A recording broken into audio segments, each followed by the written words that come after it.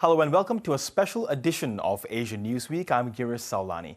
Over the next half hour, I'll bring you the highlights from 2024, from baby hippo Moo Deng's rise to fame to hanging out with an all-hijab-wearing thrash metal band. Well, first to the streets of Jakarta, where a fast and furious trend is emerging. Despite being illegal, motorbike drag racing has become a weekend fixture. In November, correspondent Bill Birtles tracked down some of the night riders risking serious injury for quick cash and a high-octane thrill. Friday night in East Jakarta, and the night riders have emerged. At every red light in this infamous intersection, they gather. It's just my hobby. It's a thrill, but the other bikes are faster than mine. Helmets seem to be optional here, as are the speed limits, apparently. It's getting near midnight now, and for 2 hours we've seen non-stop drag racing, but the weird thing is there's just no sign of police anywhere. There was an accident once, and I'm not sure whether the rider died or not, as he was evacuated straight away. Finally, after midnight, the police emerge, and the night riders move off to another part of town. The police chased after me once and we all dispersed in different directions. But they got me and confiscated my bike. My friend had to pay them $150 to get it back, but it didn't stop me from racing again. 16-year-old Raja Chandra Kusuma is known as a jockey, a young gun for hire who motorbike owners employ for bets against other riders. He can win around $50 per race. In the beginning, I was afraid of getting caught by police, and I was afraid of falling off the bike or colliding with others. But I've never crashed, and the near misses have made me more experienced. The police were hesitant to talk on camera for this story, but cracking down on night riding hooning appears to be half-hearted. One officer told us they were ordered to stay here until we and our camera left. And even when they do patrol, there are meeting points all over this giant city for riders to gather. Many of these young men feel there's just not much else to do for fun on a weekend evening in Jakarta. My parents forbid me from racing, of course, but I'm doing it anyway without telling them. A forbidden speed thrill that shows no sign of slowing. Bill Birtles, ABC News, Jakarta. Well, animation icons like Astro Boy, Pikachu and my favorite, Optimus Prime, are well known and loved across the globe. But they've also played a role in helping rebrand Japan from a military empire to a pop culture superpower, as Lachlan Bennett reports. Would you spend $500 million just to be cool? That's what Japan did. Well, sort of. So back in 2013, they dropped $500 million on a Cool Japan fund. It was designed to boost exports of trendy stuff like anime, games, clothes and tech. So how did Japan become this cultural powerhouse? During World War II, Japan wasn't exactly cool in the West. It had spent decades expanding its empire, invading countries like China and Korea, and had earned a reputation for being exceptionally brutal during the war. But by the 60s, Japan was sending anime like Astro Boy, Speed Racer, and Kimba to the West. There was this image that this army of faceless Japanese people was coming to take everything that America and Europe held dear. But for us kids, we didn't see Japan that way because we were busy playing Super Mario. We were busy watching Voltron. And US broadcasters started outsourcing animation to cheaper Japanese studios. So a whole generation was being raised on Japanese culture. And anime wasn't just for kids. The 1988 cyberpunk film Akira, with its bloody violence and adult themes, became a cult classic. Japanese animation would come to be introduced as this kind of new wave counterculture, a subculture that was often advertised as this is not your daddy's animation, this is not like Disney. But Disney wanted in, and they became the sole international distributor for legendary Japanese production house Studio Ghibli in 1996. By the 21st century, anime had fans across the world, and Japan became seen less as a wartime aggressor, but a land of fantastical dreams, heroic adventures, and technological marvels. Moo Deng, the Thai pygmy hippo with a name that translates to bouncy pig, became a 2024 cultural icon that the internet didn't know it needed. Fans obsessed with those iconic pink cheeks and glistening fat rolls meant the zoo had to put in extra measures to keep the celebrity hippo safe and sound. These are the chubby cheeks of an internet celebrity. Moo Deng is a pygmy hippopotamus. I knew her from TikTok and I wanted to come to see her today because she is so cute. It all began after her keeper started posting videos, a couple of weeks after she was born.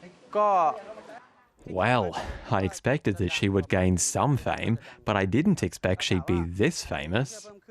The hippo's tiny size and feisty nature has made her such a hit online, even makeup retailers are taking notice.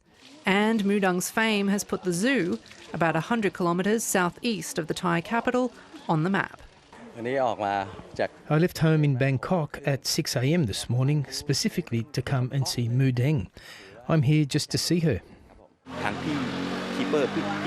During the low season on the weekends, we would normally have 4,000 to 5,000 visitors, but during the past weekend, there were no less than 10,000 visitors per day.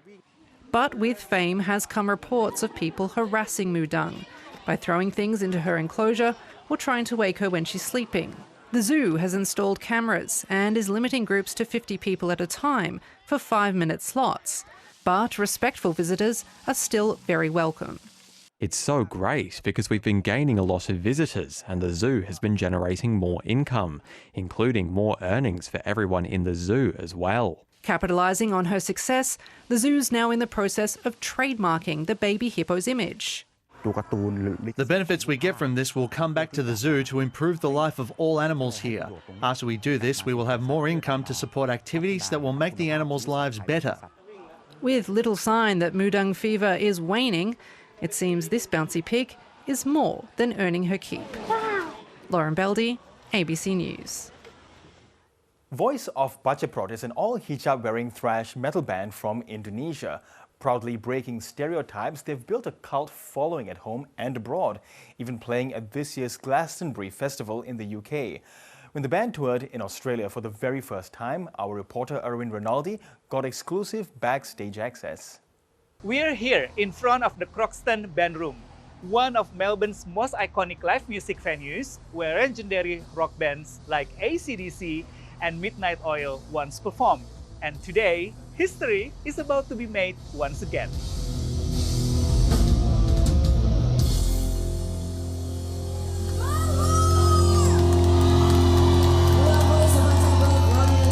This is not public property.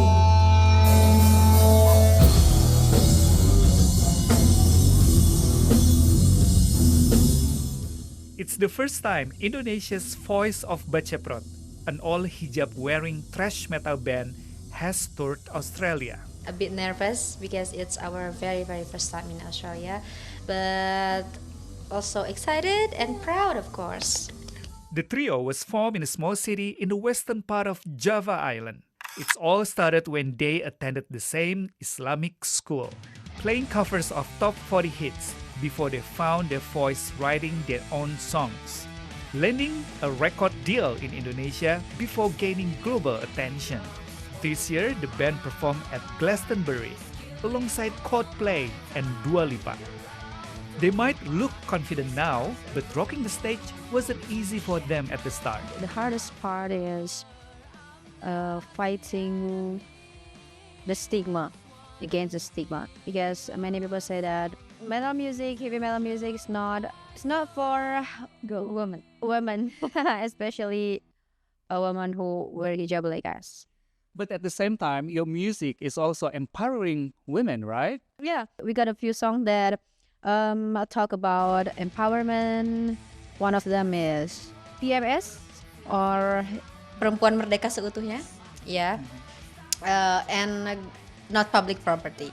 So we always talk about gender equality and body authorities. They didn't see much of Australia due to their busy schedule in several cities, but they were struck by the friendliness of Australians. Do you find similarities between Australian people and Sundanese people, like from West Java? Easily smile. Like, really? Yeah. Somea. Yeah, we call it somea. Somea means like very friendly. Yeah, so humble.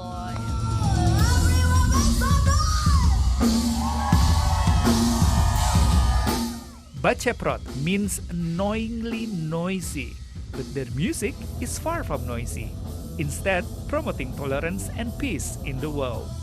And that put them on Forbes Asia's 30 Under 30 list this year. At the gig, I wanted to know what Australians thought about their music. They were amazing. They had so much energy, and it was just like, as a woman as well, it was like, yeah. Yeah. We're sorry. Heck news. yeah. Sorry. Heck yeah.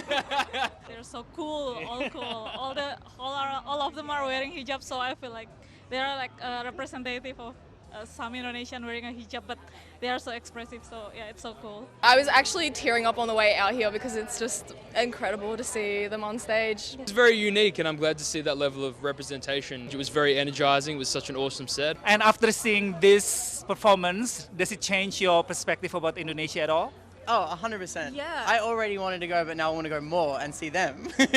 I didn't know there was like a massive metal scene at all. They were all top-level performers, and I would love to go to Indonesia to see them live in their element as well, and visit their home country and experience them in their culture. Breaking stereotypes while bringing peace and energy. That's the spirit of Voice of Bachaprot. Erwin Renaldi, ABC News, Melbourne.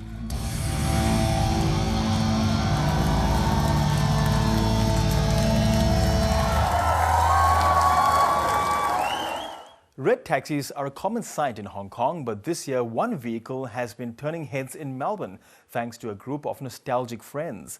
The four mates came together to buy a Toyota Crown, a legendary vehicle in the Asian taxi scene. Hello, 我哋香港的士尾本。喂，哇！79個八啦。I have to pay？ 要俾錢啊 ！He was meant to。要俾錢啊 ！Do you take card? I didn't know. His idea. Yeah, it was kind of my idea. It's cheaper than buying a double-decker bus. That was the main thing. In 2019, no, it was probably 2020. It was 2020. 2020. We came up with this idea that if we can't go home because of the pandemic, we'll bring a piece of home to us. Something red, something flashy, something iconic. I mean, everyone can kind of recognise, you know. I think everyone in Hong Kong has a story with a cab. 100%. Whether it's a good story or a bad story, it's just part and parcel of Hong Kong culture. So we were at our local Hong Kong cafe and we started talking about it and did some research into it, and turns out it wasn't that expensive to import a car like this. Correct. And that's where it all sort of started rolling. So yeah, I'm different from the other three boys because they are actually from Hong Kong. I'm not. I'm from a Cantonese background, so I didn't really visit Hong Kong till I was 18 or 19 years old. My symbolism, or what I think of Hong Kong, is really from the movies and TV shows. So for me, getting this, it's just like it reminds me of the childhood, reminds me of the times that I spent watching TV and movies with my grandfather. So that's why it means a lot to me as well. You know anyone who knows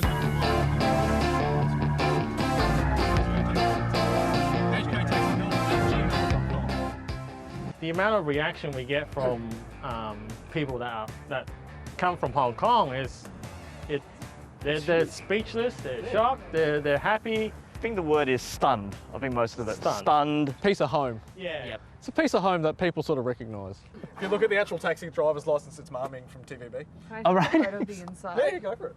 I recently just went to Hong Kong. I just got back from Hong Kong about a month ago, and I saw a bunch of these around, and seeing one here is very unique. I think the ultimate plan would be to be used for event cars, you know, weddings and photo shoots. And Yes. Yeah. Definitely not to drive drunken people No. Home from the city. Definitely not it. Yeah. Okay.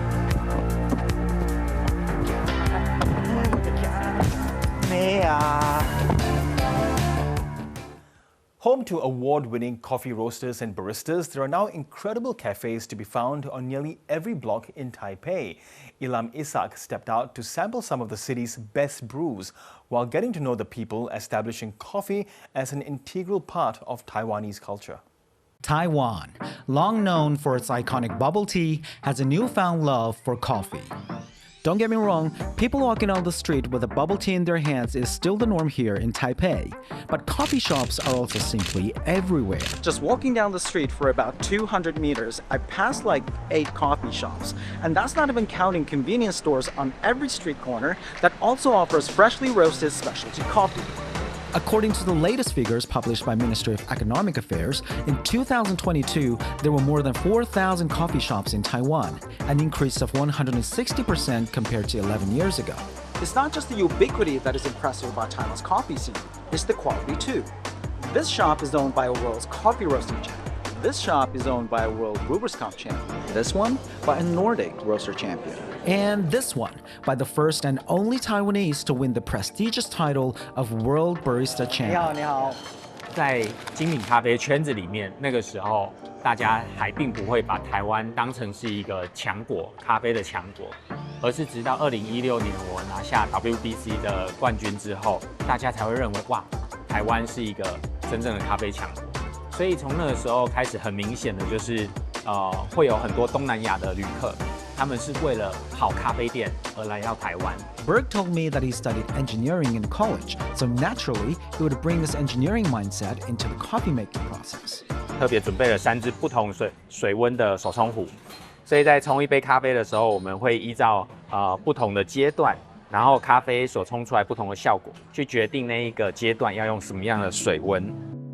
Taiwan's coffee culture dates back to its colonial days under Japan. By the early 20th century, Japan had already developed a taste for coffee during the Meiji period and later introduced coffee plantations and shops to Taiwan. 就是我 grandma 的那一代的，开始就是有接收到非常多日本的咖啡文化，所以以前我小时候看到最多的是 Sayon， 所以台湾人对喝黑咖啡的习惯是。早就已经有养成了。Made with premium local beans in the most intricate process I've ever witnessed, that cup of coffee set me back about 23 Australian dollars. But that's the thing about Taiwanese coffee scene. While top-tier coffee is available for those willing to pay for it, great, affordable options are also easily found everywhere. Like this one. About a decade ago, Luo Jianqiang decided to quit his long-held job in search of his true passion. He ended up opening this small coffee shop with his wife. 那星期一到星期五都是这上班族的人来这边消费。那礼拜六的话，就有我们听障朋友会来这边。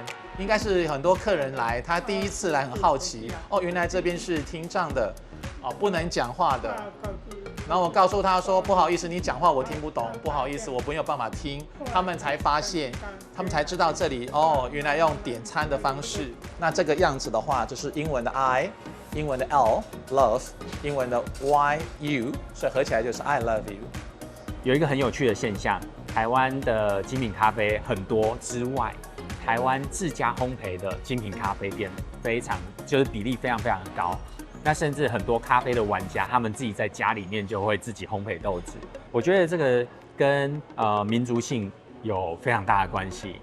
台湾人在饮食方面是非常具有包容度的，然后非常愿意接收新的知识，然后也非常愿意自己投入下去钻研看看。Ilham Isaac, ABC News, Taipei. Chinese video game Black Myth Wukong went viral when it launched back in August. Based on the classic Chinese tale Journey to the West, the game brings the 16th century story to international audiences, and it's helping establish China as a gaming powerhouse. This Chinese video game is attracting attention from gamers around the world. After 7 years of development, Black Myth Wukong has been officially released. This game is based on Journey to the West, a Chinese mythological story from the Ming Dynasty, which follows the adventure of Wukong, the Monkey King, as its storyline. GG, that was a really hard boss. It's so good. The graphics are amazing. The gameplay is awesome. Like it's so much action. It's a boss rush. Like it's so much fun. 它的剧情我们亚洲人看的话，应该都会非常有感觉。就是《西游记》是我们比较了解的东西。It lays down a new milestone for China's video game industry as part of the country's effort to build up its soft power and increase its global influence. This is one of the few Chinese developed games that really is focusing on an international audience and on appealing to an international audience. The game topped the Steam sales chart on its first day of release. Positive feedback poured in overwhelmingly in China, and global game review platforms have provided ratings accordingly. What caught global attention is the stunning visual effect and the unique Chinese aesthetics in the game. 有一个非常非常重要的一点，就是这个游戏的品质，它真正的达到了国际一流、行业一流的3A 游戏大作的这么一个水准。 However, some media reports allege that the production company Game Science has a history of sexism. It triggered a backlash among the gamer communities around the world. Game reviewers revealed that the company required them to self-censor comments on the release of the game, specifically avoiding topics such as COVID-19, feminism, and Chinese game industry policies. China's video game industry has come along a bumpy road. When video games took off in North America in the late 70s, China had just ended the Cultural Revolution, still years away from its economic takeoff. That's why the Chinese people largely missed out on the first generation of consoles. As soon as China began opening up to the world in the 80s, Japanese consoles quickly became a luxury item among young families. Contra, Pac-Man, and Super Mario became household names across the country. However, high tariffs on consoles meant they were extremely expensive for Chinese people, with one console costing an urban resident almost a whole year's income. This didn't stop Chinese people's passion for games, as a grey market of knockoff consoles and games quickly formed. The sort of vast majority of games and Chinese game player experiences from the 1980s, 90s, and even into the 2000s were of cheaply produced copies of Western games, or shanzhai.